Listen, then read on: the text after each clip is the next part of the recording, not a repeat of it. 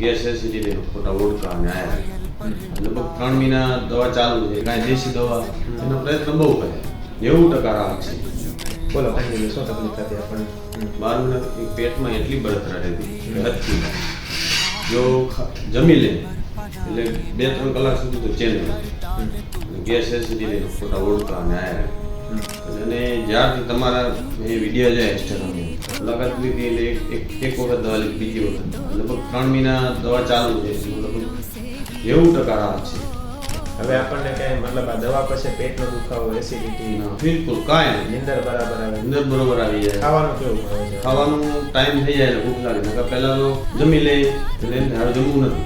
આના માટે તમે પહેલા બીજી કઈ દેખાડેલું હશે એવું છે? ડોક્ટર પાસે બહુ નથી દેખાડ્યું, કાંઈ દેશી દવા એનો પ્રયત્ન બહુ કરે. એમાં કઈ રાહત નહીં એમાં બિલકુલ રાહત. જ્યારથી અહીંયા આવ્યો ને આ તમારી દવા ચાલુ કરી 100% જાણે રાહત છે.